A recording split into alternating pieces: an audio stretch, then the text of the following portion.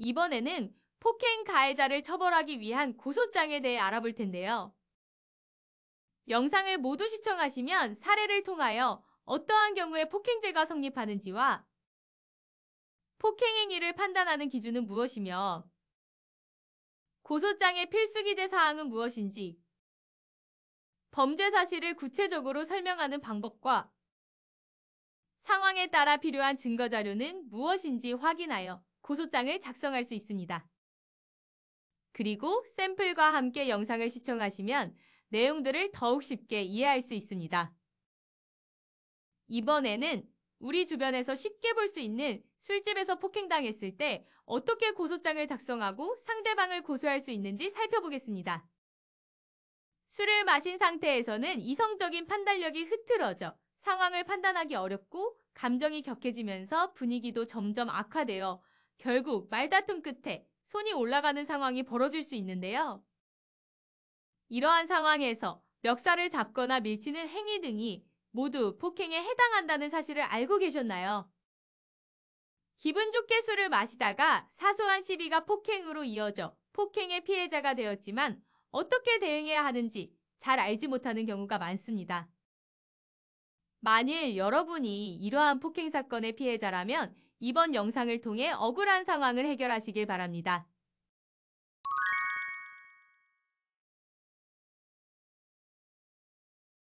2023년 1월 1일 새벽 1시 반에 21살 조모군은 일행과 함께 인천에 위치한 H포차에서 신년맞이 술파티를 벌였습니다. 조모군은 일행과 같이 술을 마시던 도중 옆자리 손님이었던 30살 박모군과 말다툼이 일어났는데요. 박모군은 어린 놈들이 어디서 감히 목소리를 높이냐면서 일행과 함께 술을 마시던 조모군한테 시비를 걸었다고 합니다. 일행과 술을 어느 정도 마신 상태여서 술기운이 돌던 조모군은 박모군의 시비에 기분이 나빠져 테이블을 내리치며 일어나 시비냐며 맞받아쳤는데요. 조모군의 말에 박모군은 자리에서 일어나 조모군에게 다가갔고 어린 놈이 건방지게 어디서 말대답이냐고 말하며 삿대질을 했습니다. 조모군에게 다가온 박모군의 행동에 조모군이 그만하라고 말하자 박모군은 양손으로 조모군의 멱살을 잡았고 조모군의 왼쪽 볼에 침을 뱉었습니다.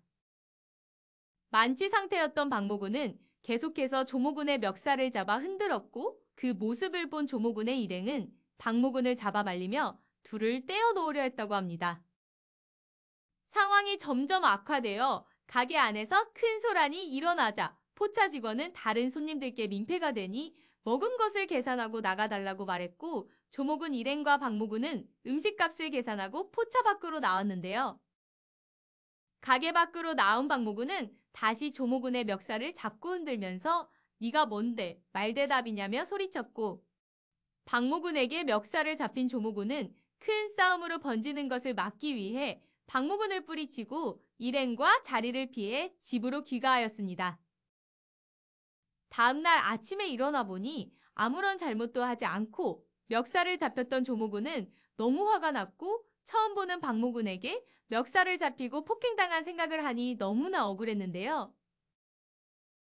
그래서 조모군은 박모군을 폭행죄로 형사 고소하기로 결심하였습니다.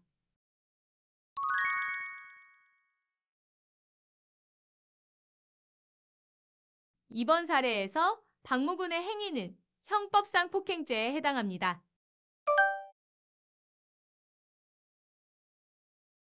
폭행이란 타인의 신체에 유형력을 행사하는 행위를 말하는데요. 즉 박모군이 조모군을 직접적으로 때리지 않았더라도 조모군의 멱살을 잡고 흔드는 행위는 조모군 신체에 유형력을 행사한 것이므로 폭행죄의 폭행에 해당합니다. 그리고 상대방 얼굴에 침을 뱉는 행위 역시 폭행에 해당하므로 형사고소를 통해 박모군의 처벌을 구할 수 있습니다.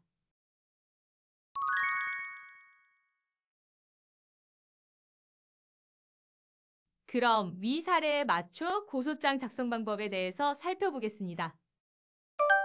우선 고소장이란 범죄의 피해자 또는 고소할 권한이 있는 사람이 범죄 사실을 수사기관에 고소하기 위해 제출하는 서류입니다.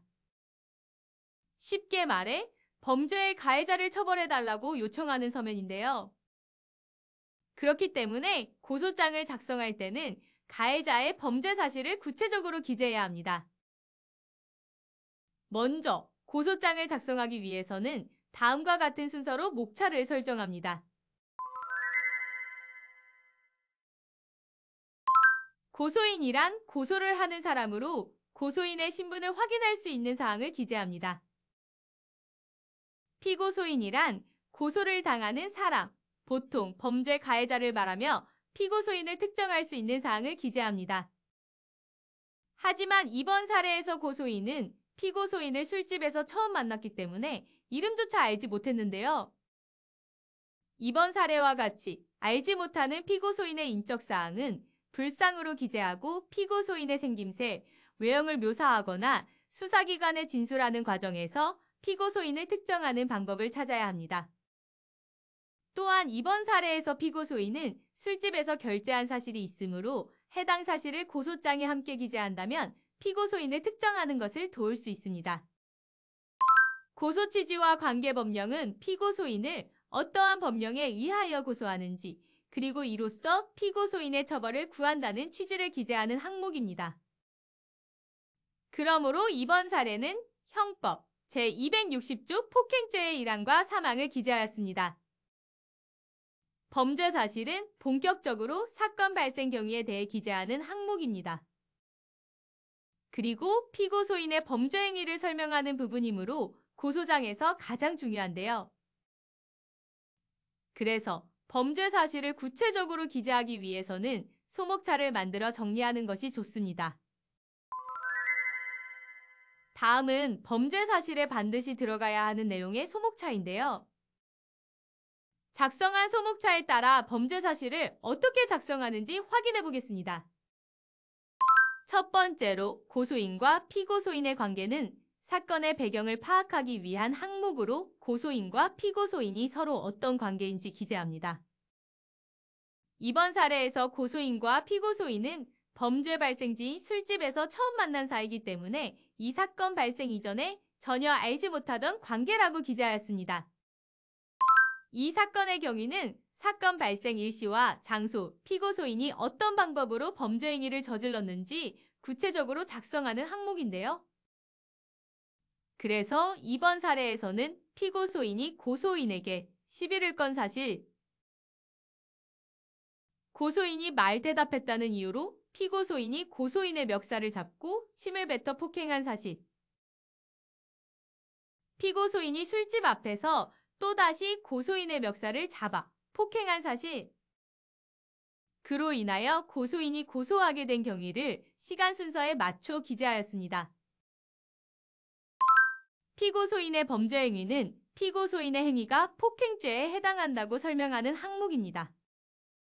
피고소인이 어떤 방법으로 고소인의 신체에 유형력을 행사했는지 자세히 기재하기 위해서 피고소인이 고소인의 멱살을 잡고 흔들며 고소인의 왼쪽 볼에 침을 뱉는 방법으로 고소인을 폭행한 사실을 설명하였습니다. 고소인의 피해 상황은 피고소인의 범죄 행위로 인해 고소인에게 발생한 정신적, 재산적, 신체적 등의 피해 상황을 기재하는 항목인데요. 이번 사례에서는 피고소인의 폭행으로 인해 정신적 스트레스가 심한 상황을 기재하였습니다. 그리고 이 밖에 다른 억울한 사정이 함께 발생했다면 탄원서에 자세히 기재할 수 있습니다. 피고소인의 특정은 피고소인의 아무런 인적사항을 알지 못해 피고소인의 특정을 구하기 위한 항목인데요. 수사 과정에서 술집 내부에 설치된 CCTV를 통해 피고소인을 특정할 수 있도록 사건 발생 당시에 피고소인의 생김새와 외형을 자세히 묘사했습니다. 그리고 사건 발생 당시에 피고소인이 술집에서 카드로 결제한 사실이 있으니 결제한 카드 내역을 통해 피고소인을 특정할 수 있도록 당시 상황을 함께 기재하였습니다.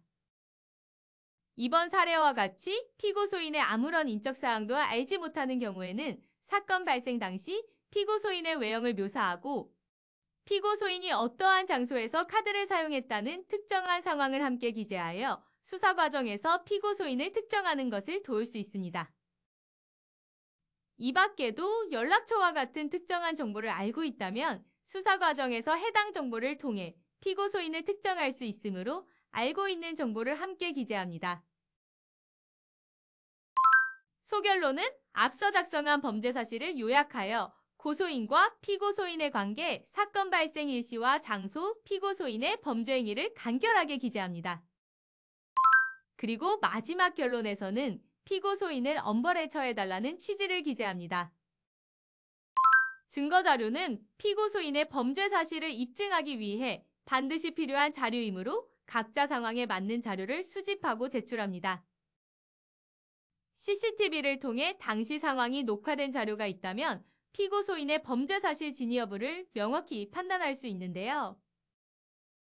그러나 CCTV 녹화 자료는 개인이 수집할 수 없으므로 수사관들이 수사 과정을 통해 해당 내용을 확인하고 피고 소인의 범죄 사실을 판단하게 됩니다. 그래서 추가적으로 피고 소인의 범죄 행위를 목격하고 당시 상황을 기재한 목격자들의 진술서를 제출한다면 피고 소인의 범죄 사실을 더 명확하게 입증할 수 있습니다. 다음 관련 사건의 수사 및 재판 여부는 각 항목을 보고 해당하는 사항에 표기합니다. 고소장을 다 작성하였다면 관할 경찰서에 제출해야 하는데요. 고소장은 피고 소인의 주소지 관할 경찰서에 제출하는 것이 원칙이나 이번 사례는 피고 소인의 주소지를 알 수 없으므로 범죄 발생지 또는 고소인 주소지 관할 경찰서에 제출합니다.